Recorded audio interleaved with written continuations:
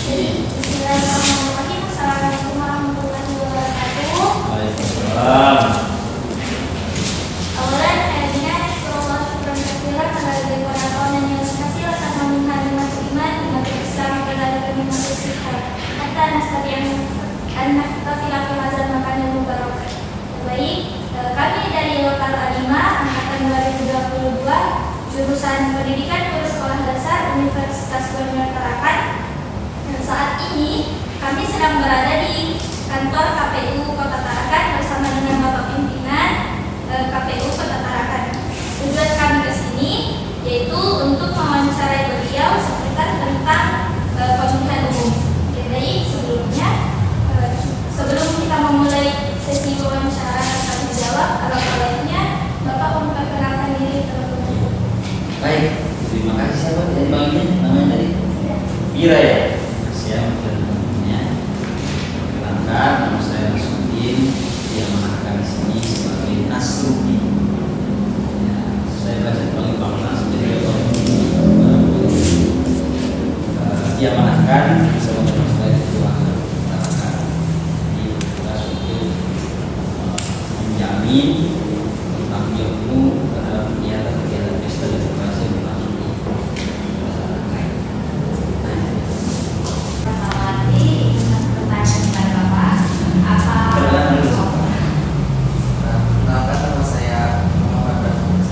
Dafa, bunga, untuk dari sini hubungan kembali sini.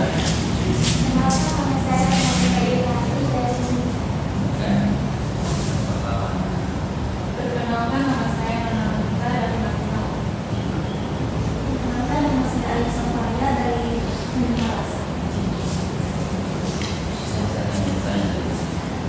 Saya punya bertanya, Pak, apa saja peran KPU pada saat akan diselenggarakannya pemilu di negara yang demokrasi seperti di negara lain? Jadi peran KPU itu peran pertama sebagai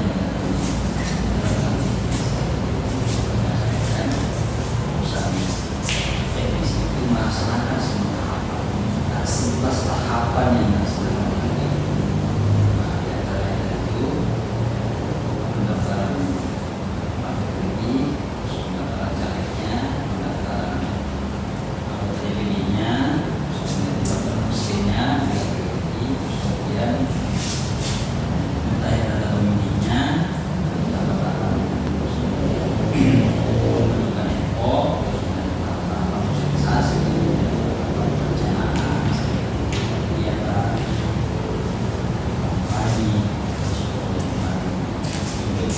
sampai pendapat.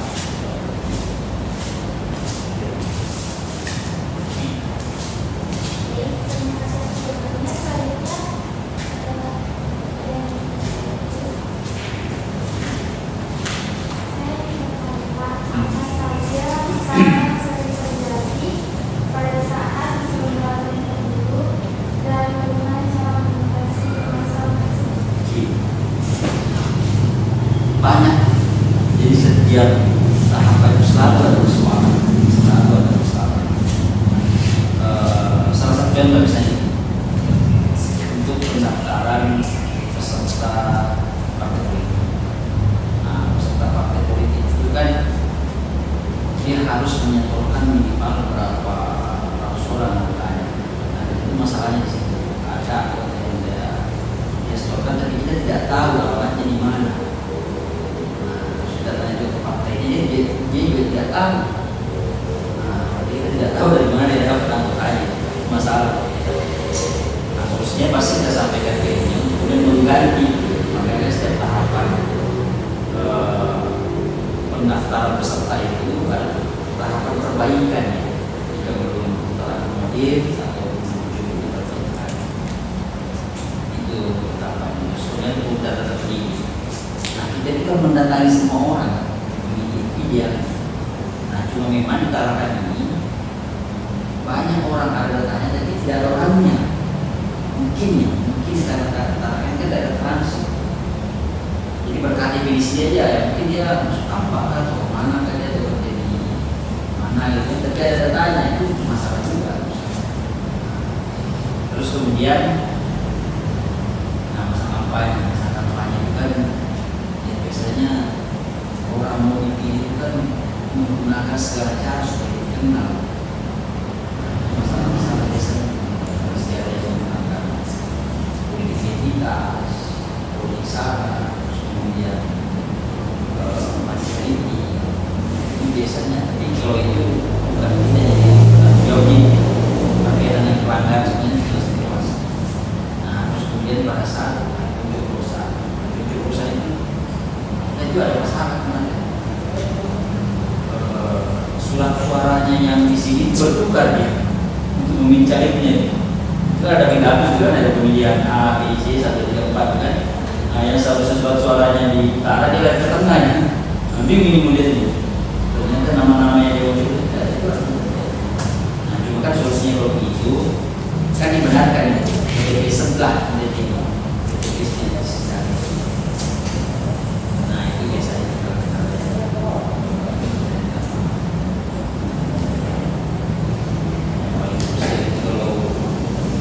sudah penetapan dan kalian tidak sepakat, yang kalian itu bersemangat juga. Nah itu biasanya kan jadi pas solusinya sampai ini tidak tapi ini kalian jadi siap. Terima kasih atas jawabannya. Selanjutnya bagaimana pendapat Bapak mengenai cara untuk memastikan pemahaman terhadap politik secara sistematis dan dapat diimplementasikan dalam kehidupan bermasyarakat ini seperti apa?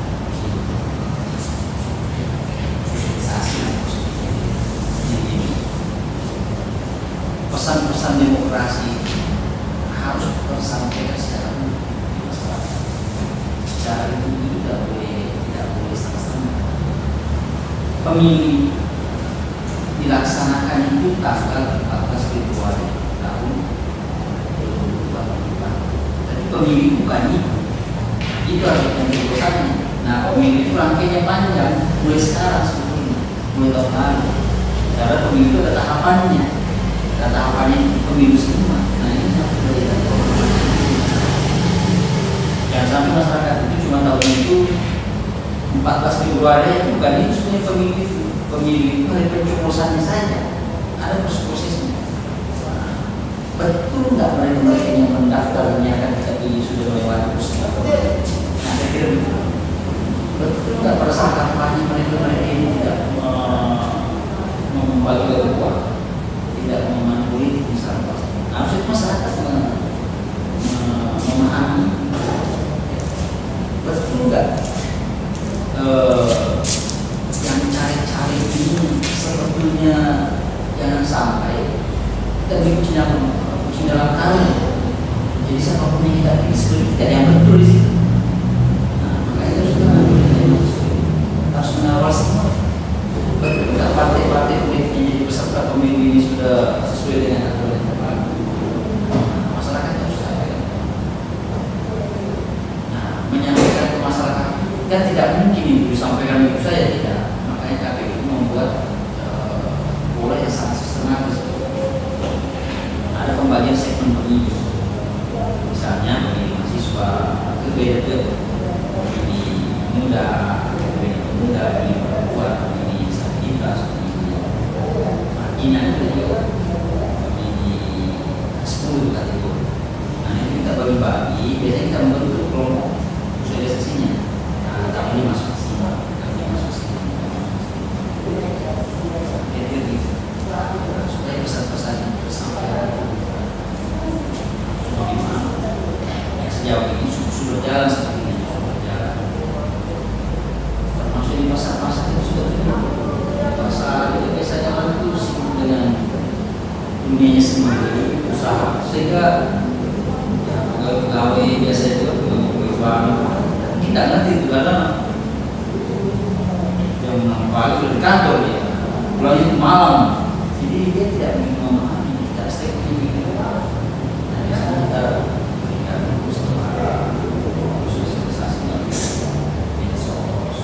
semua upaya-upaya kita lakukan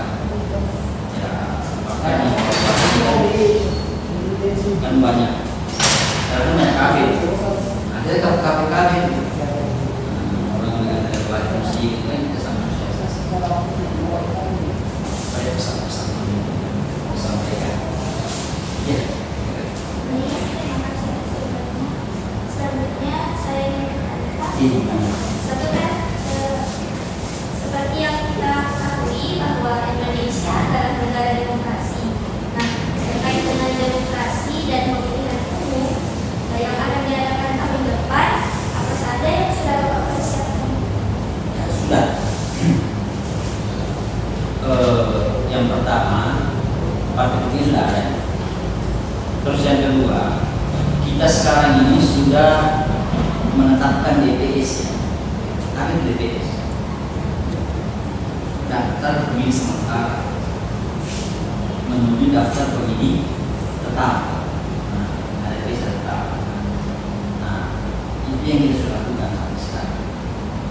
Jadi DPS ini sementara sifatnya. Nah, misalnya kalau kalian ada yang belum masuk, lakukan sekarang sebelum kita menjadi DPS. Tetap itu kita sudah karena terus kemudian kita sudah membentuk juga penyelenggara dari bawah, BPK, BPS, ada 80 orang juga sekarang. Itu yang kita sudah persiapkan sampai sekarang. Di daerah sekretariat kita ini kan juga ada penambahan SDM, tenaga PM, kemudian bagian administrasi, misalnya verifikasi, kemudian administrasi pencatatan surat, pengantaran surat, dan semua bahwa prinsipnya KPU sudah siap melaksanakan pemilu. Terkait dengan yang Bapak jelaskan tadi, itu Bapak sendiri yang mengaturnya semuanya atau dibantu dengan lembaga lain? Ya, KPU ini kan lembaga independen. Independen itu dia tidak bergantung kepada yang lain. Dia punya kemandirian sendiri. Yang berhak mengatur KPU kita harus sendiri. Nah, mereka oleh kota. Kota itu kan eksekutor ya. Nah, KPU yang lembaga di bawah undang-undang. Nah, provinsi koordinatornya yang eksekutor. Jadi yang berhak memerintah ide itu hanyalah KPU RI saja. KPU yang membuat data. Nah, itu tidak bisa cuma dalam pelaksanaan kegiatan kita harus kerjasama dalam pengertian misalkan untuk sosialisasi ya, kita undang lembaga-lembaga supaya kita bisa masuk di situ sosialisasi. Nah, terus kemudian kerjasama dengan TNI Polri. Apa kerjasama kita di situ dalam rangka pengamanan pemilu? Pemilu ini kan harus diamankan. Nah, kerjasamanya itu bukan berarti ya lembaga lain itu kemudian mencampur urusan kita, mengintervensi urusan kita. Oh, kamu harus begini. Nah, tidak boleh begitu. Memberi masukan boleh. Nah, kita bahwa sebaiknya KPU supaya berjalan dengan baik. Nah, itu boleh sebagai syarat. Kalau KPU itu pokoknya kamu harus tentukan siapa yang terpilih nanti. Nah, di dalam konteks kerjasama siapapun lembaga mana pun boleh bekerjasama. Tapi tidak melakukan intervensi atau melakukan intimidasi yang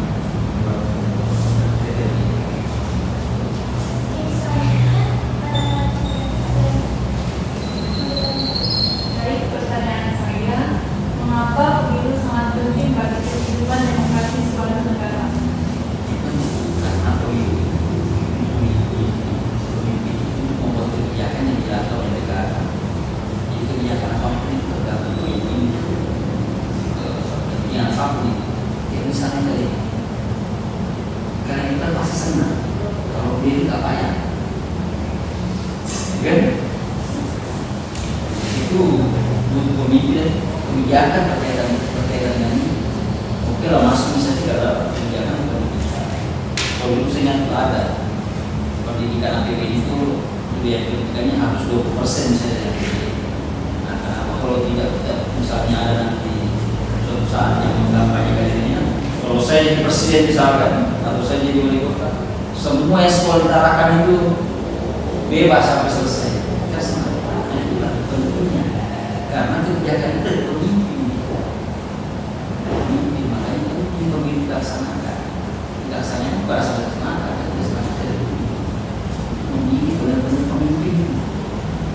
simbol.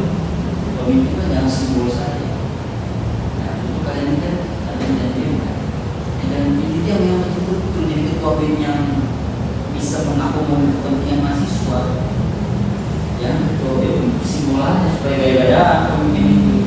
Nah, menjadi saya ketua KPU bukan gaya-gayaan. Saya tidak pernah bersama dengan ketua KPU.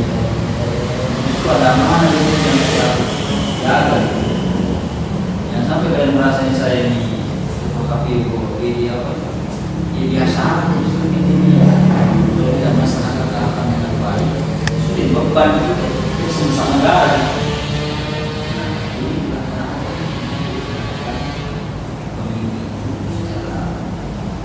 Berpikir supaya pemimpinan ini bisa membuat kebijakan-kebijakan yang bermasyarakat. Bagaimana tanggapan Bapak jika ada kecurangan di dalam proses pemilihan? Nah, kalau ada kecurangan yang tidak lanjut pasti kita wajib ya, pasti ditindak. Nah, kecurangan itu kan adalah sumber dugaan pelanggaran. Nah, sumber dugaan pelanggaran itu di bawah itu ada dua. Ada yang sifatnya laporan dan ada yang sifatnya temuan.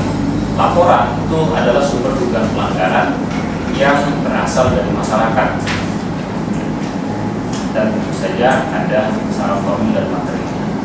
Nah, untuk temuan itu adalah sumber dugaan pelanggaran yang berasal dari pengawasan aktif. Jadi kayak misalkan kita melakukan pengawasan kemudian kita melihat dari hasil pengawasan itu adanya pelanggaran. Nah, hasil pengawasan itu kan tertuang dalam laporan hasil pengawasan. Ketika sudah jadi tertuang dalam laporan hasil pengawasan dan ada pelanggaran, kemudian ditindaklanjuti dalam mekanisme penanganan pelanggaran. Tergantung kalau dia pelanggarannya pidana, maka dia akan ditindaklanjuti dan diteruskan ke sentra yang intinya nanti sidang di pengadilan. Kalau dia pelanggarannya etik, maka yang menindak itu adalah DKPP atau Dewan Kehormatan Negara. Kalau dia pelanggaran administrasi, maka kita lakukan yang namanya sidang intimidasi. Bapak terkait dengan pelanggaran yang tadi, apakah dengan sebuah pelanggaran dapat membuat calon yang dipilih itu didiskualifikasi atau dikeluarkan? Bisa.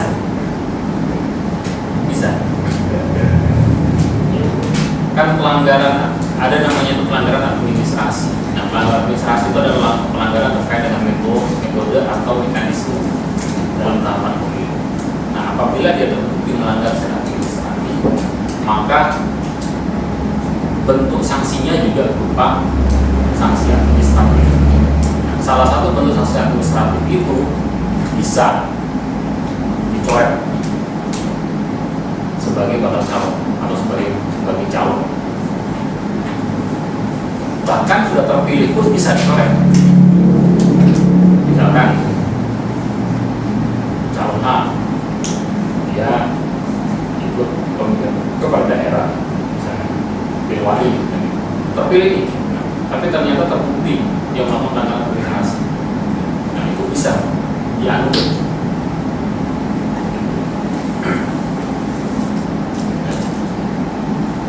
Ada lagi? Kenapa nama saya bertanya? Baik, pertanyaan saya, bagaimana proses kegiatan Bawaslu sebelum pemilu? Proses kegiatan Bawaslu sebelum pemilu banyak. Kita melakukan namanya itu banyak hal ya. Kita melakukan sosialisasi pengawasan partisipatif.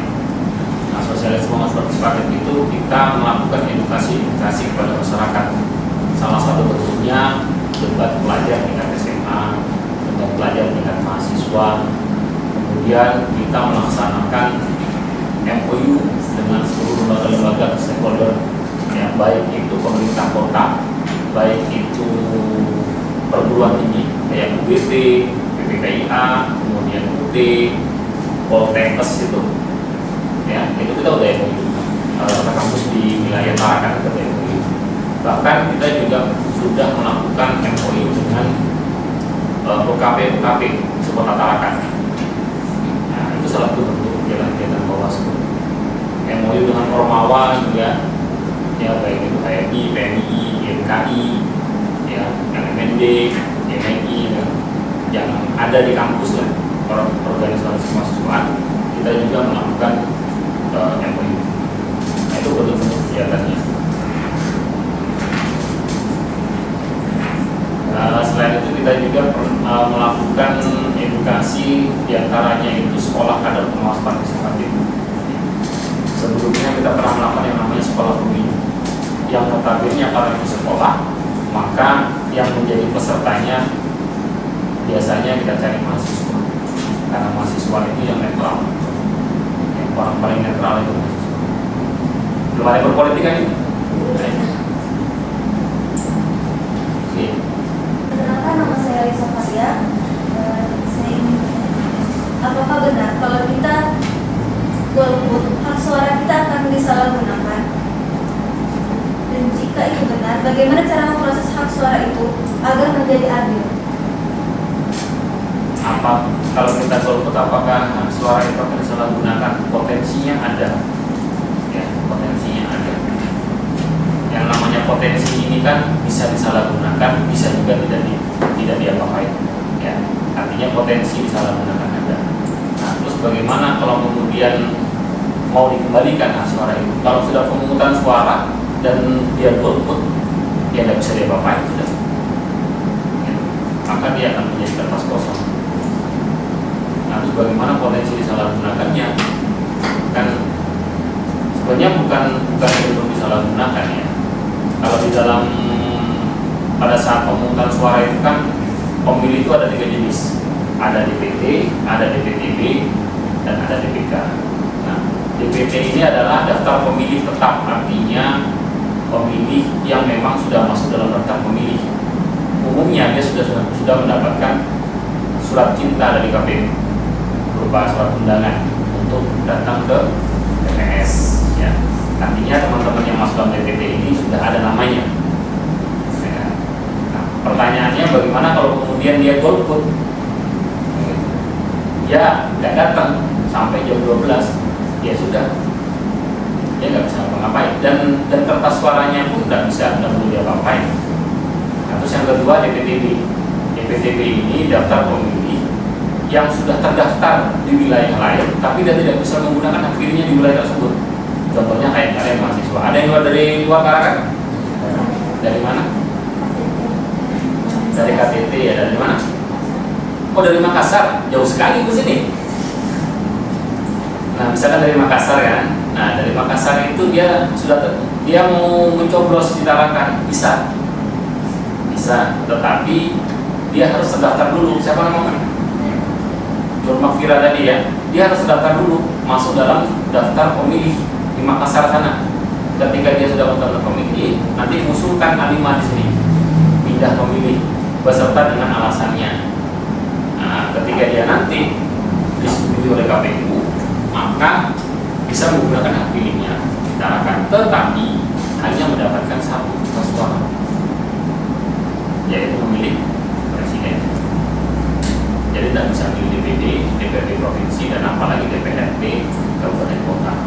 Sampai kan saya presiden dengan RI yang bisa memilih 2 kertas suara.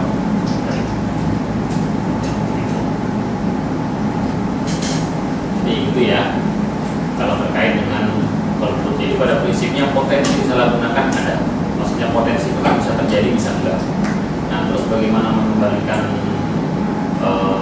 suara itu dalam rangka memenuhi asas keadilan? Ya, kalau dia mau adil, kertas suara tidak boleh digunakan. Ada lagi yang namanya DPK. Makanya kan dalam surat suara itu misalkan 1 TPS 300, dia harus ada kelebihan surat suara 2,5%. Nah, kelebihan surat suara itulah yang nanti akan diperuntukkan bagi DPTB. DPTB ini harus sudah terdaftar dulu nih. Jadi dari KPU dia melapor, KPU nanti akan menyesuaikan berdasarkan domisilinya. Ya, misalnya ada 5 orang, ya nanti akan disitu ada listnya tuh. Ada nggak surat suara untuk 5 orang ini? Nah, nanti ada lagi yang namanya DPK. DPK itu daftar pemilih khusus, maksudnya itu dia punya KTPL di wilayah itu, orang situ, tapi belum terjaring, belum terdaftar. Ya kan? Dia bisa menggunakan hak pilihnya dengan catatan DPT dan DPTB sudah menggunakan hak pilihnya. Nah, mungkin bisa jadi penggunaan surat suara, surat suara terhadap pemilih yang belum betul tadi bisa jadi dialokasikan ke DPK. Bisa jadi. Makanya saya bilang potensinya ada. Tergantung nanti pemanfaatannya, keberdayaannya yang seperti apa. Ya, lanjut. Perkenalkan, nama saya Nona Nita. Nona ya? Nona, Nita. Spasi. Tidak. Nona, Nita. Pertanyaan saya adalah, apa saja yang diawasi oleh Bawaslu? Apa saja nih banyak, termasuk mengawasi dirimu lah. Jadi kalau dalam amanah yang tercantum dalam Undang-Undang 7 tahun 2017, ya, tugas Bawaslu itu secara spesifik mengawasi setiap tahapan pemilu, mulai dari awal tahapan sampai pemungutan suara, sampai rekapitulasi suara, sampai dilantiknya. Jadi kalau misalnya pemungutan presiden sampai dilantiknya presiden dan wakil presiden, kalau dia DPD ya sampai dilantik. Nah, selain mengawasi tahapan, Bawaslu juga mengawasi penyelenggara lainnya seperti kayak KPU. Ya. Kemudian kita juga mengawasi netralitas ASN. Nah, ASN ini kan aparatur sipil negara ini, dia punya hak pilih tetapi tidak boleh mengekspresikan pilihannya. Jadi kalau yang punya orang tua ASN disampaikan, yang namanya PNS, namanya ASN, silahkan menggunakan hak pilihnya, tetapi jangan mengekspresikan pilihannya. Maksudnya mengekspresikan itu begini, datang pada saat kampanye, menggunakan motor plat merah, atau pakai baju waskar, gitu. Atau ikut joget-joget di atas panggung, atau mendukung secara tidak langsung menggunakan kaos-kaos atau atribut partai politik, itu bisa kena. Bahkan sanksi terberatnya itu bisa dipecat. Kemudian mengawasi pihak-pihak yang netral. Siapa itu pihak-pihak yang netral? Pihak-pihak yang tidak punya hak pilih dan hak untuk dipilih. Siapakah itu? TNI Polri. Dan mengawasi orang-orang yang sudah lagi tidak memiliki hak pilih atas keputusan pengadilan. Misalkan sudah inkrah ya, jadi kan hak politik itu kan dapat hilang karena dua hal. Satu, keputusan pengadilan. Yang kedua, inna lillahi wa inna ilaihi raji'un. Jadi kalau dia misalkan sudah dicabut hak politiknya oleh pengadilan, nah itu juga menjadi objek pengawasan kita. Jadi gitu ya, itu tugas-tugas Bawaslu. Jadi banyak, termasuk mengawasi masyarakat. Dalam hal ini sekarang kan tahapan muntabi, pemungutan daftar pemilih. Siapa yang sudah usia 17 tahun di sini? Di atas 17 tahun? Sudah semua ya? Di atas 17 tahun, usia berapa kira-kira? 18 tahun? Berapa? 19, berapa? Oh, 20 sudah? Waduh, tadi aku bingung daripada yang ini. Tadi kau udah tua? Ya? Oh, 20 juga. Itu Nona? 20 juga? Sebelahnya? Rata-rata 20 sana? Ada yang di atas 20? Hah? Tidak ada. Nah, tadi itu ada tuh yang usianya 24, yang sudah bisa punya hak pilih. Sama semester 2 juga. Saya pun kaget. Dari PGSD juga. Ya, yang mungkin karena faktor dari sekolahnya lambat. Ya, jadi begitu ya. Itu jawaban saya. Nah, terkait dengan pemilih tadi kan ada DPT, DPTB, dan DPK. Ini yang harus teman-teman pahami. Nah, jadi ketika teman-teman itu sudah kan untuk menggunakan hak pilih itu syaratnya secara umum itu ada dua. Teman-teman terdaftar dalam daftar pemilih yang tercantum dalam DPP. Yang kedua, sebelum tercantum dalam DPT, maka teman-teman sudah berusia 17 tahun. Kalau salah satu dari syarat itu tidak terpenuhi, maka tidak bisa menggunakan hak pilih. Misalkan terdaftar ini dalam DPT, tetapi usianya baru 15 tahun atau baru 14 tahun, tidak bisa menggunakan hak pilih. Gitu. Makanya syaratnya itu kan dia biasanya kalau pada hari H itu membawa C6 atau KTP elektronik sebagai alat ini, sebagai alat ukur atau indikatornya dia dalam menentukan usianya. Gitu. Nah, ketika teman-teman ini semua kan sudah 17 tahun, ada yang belum punya KTP? Oh iya, wajib. Pasti udah punya SIM semua kan? Ada yang belum punya SIM? Aduh, kalau ada yang belum punya SIM, segera lah lulus. Ya, karena dua hal ini paling penting bagi mahasiswa, KTP dan SIM. Kalau dia cowok kan susah nanti dia ngapel untuk ada SIM-nya. Mana udah dengan sudah dihilangkan, repot gitu. Nah ini penting. Nah saya kira ini yang menjadi fokus pengawasan dan perlu menjadi perhatian bersama, khususnya dari mahasiswa. Oke, lanjut. Perkenalkan, nama saya Dewi Santika. Saya ingin bertanya, apa saja tes wawancara Bawaslu dan kepemiluan? Apa saja? Apa saja tes wawancara Bawaslu dan kepemiluan? Tes wawancara. Bawaslu dan kepemiluan. Apa saja tes wawancara? Saya tidak nyambung ini pertanyaan. Maksudnya gimana? Kalau kasih paham saya. Maksudnya tes untuk menjadi Bawaslu atau bagaimana? Ya Pak, dan kepemiluan itu kayak mana? Tes untuk menjadi Bawaslu atau tes untuk mengikuti pemilu? Tes cara wawancaranya.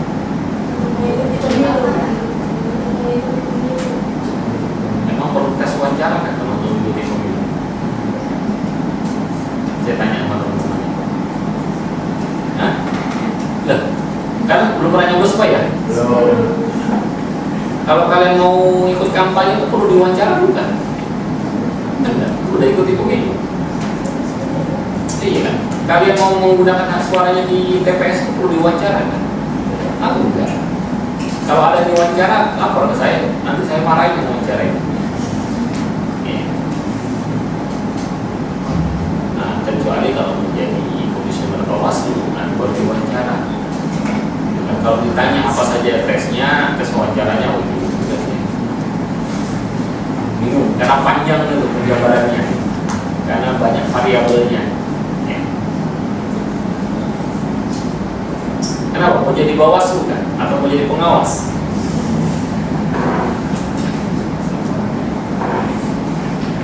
Kayaknya kurang nyambung ya pertanyaannya. Kalau bicara tes wawancara Bawaslu kan berarti misalnya bagaimana masuk ke lembaga ini kan syarat dan prasyaratnya. Ya, mendaftar lah. Syaratnya minimal SMA.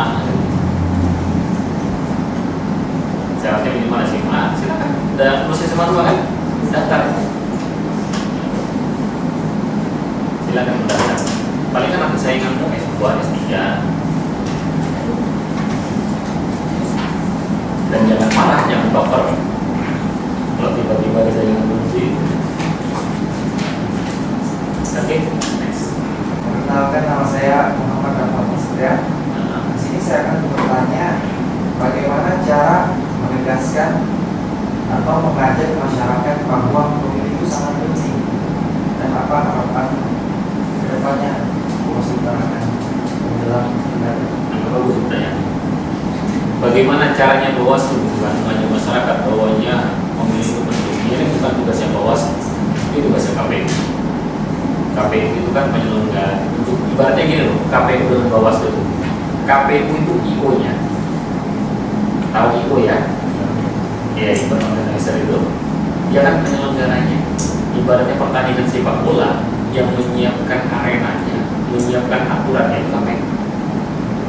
Dan yang meregistrasi pesertanya itu KPU. Wasitnya itu Bawaslu.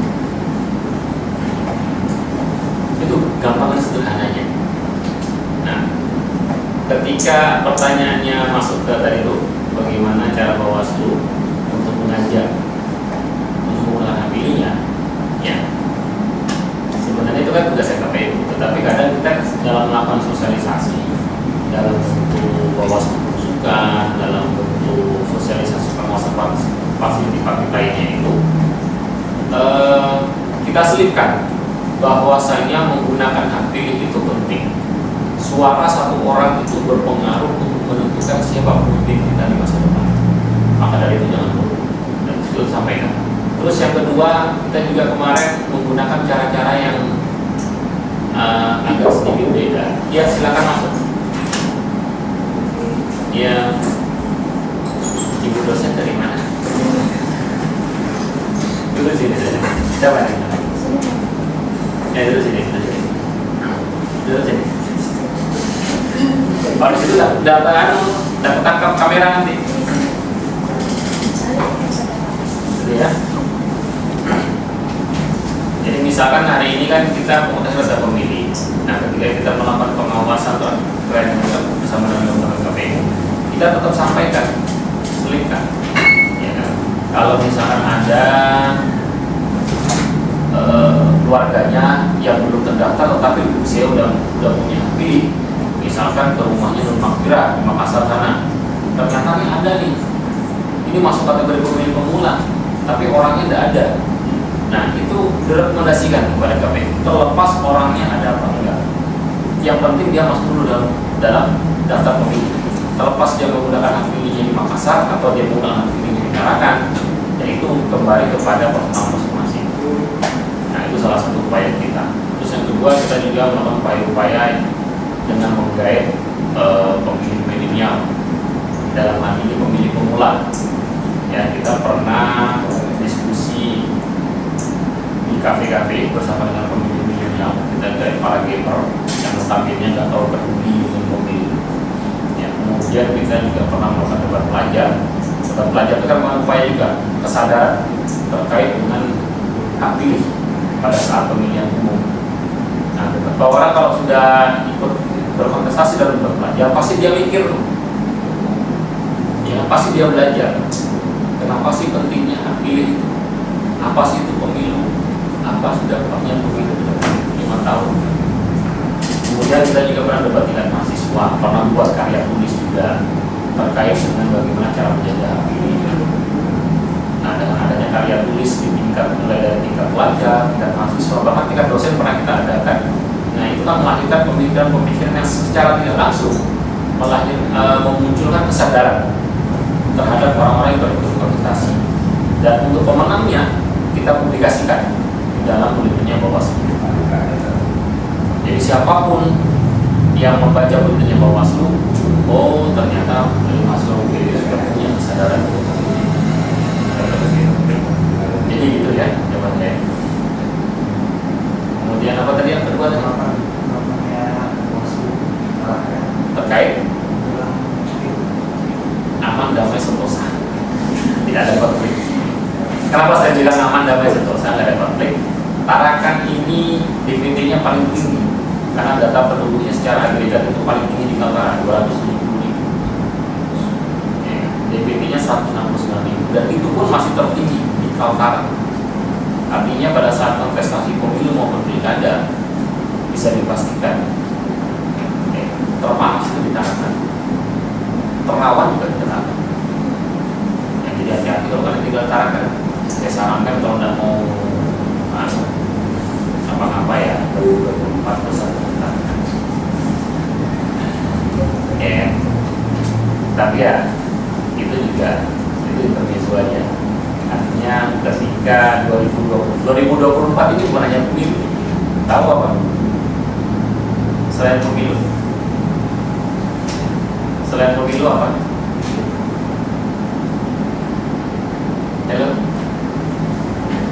Yang untuk apa? Selain pemilu 2024? Saya tahu. Kayaknya nggak ada yang tahu ya. Hah? Sama pemilihan juga. Apa yang dipilih? Kepala daerah. Siapa kepala daerah yang dipilih? Pemilihan kepala daerah apa?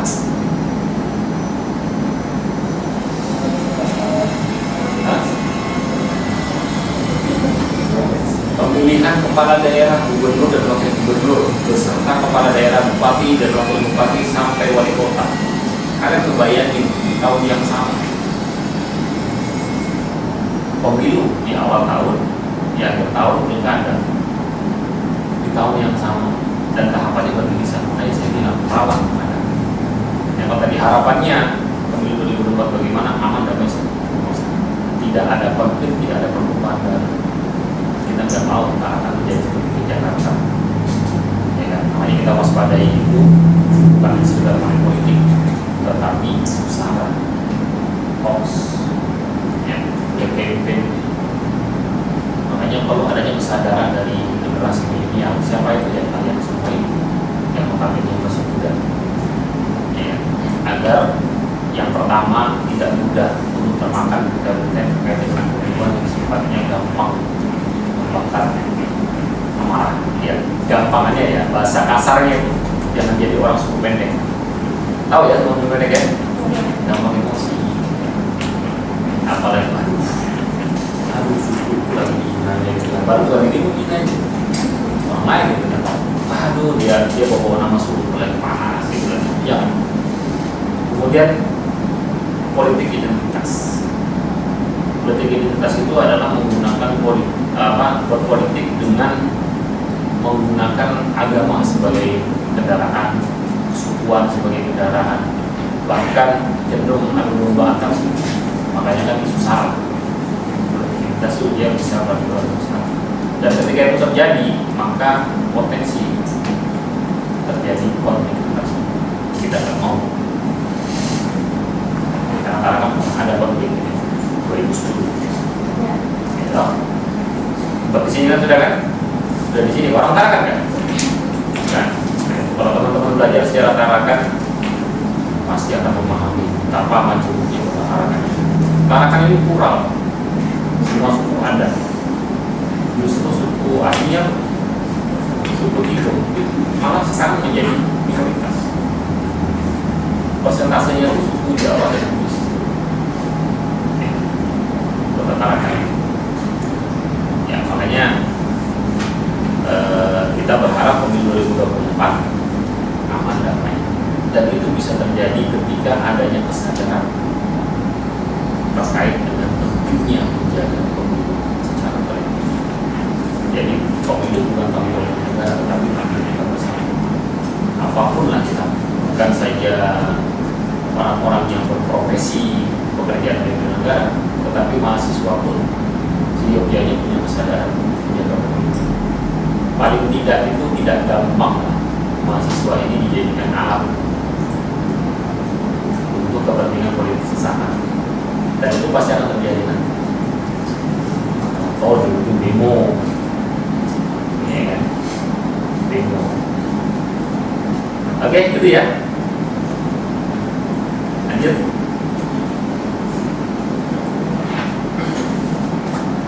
Terima kasih atas pertanyaan-pertanyaan yang telah diberikan oleh kelompok penyaji dan kalian semua juga telah memberikan jawaban kepada kita semua di sini dengan pertimbangan jelas. Apa saja yang bakal bawaan saudara mengajarkan kepada kita untuk menggunakan kurikulum itu secara besar. Jadi apabila ada saya Rizky Martinus sebagai moderator kali ini, mohon maaf apabila ada kesalahan kata, mohon maaf. Selamat sore.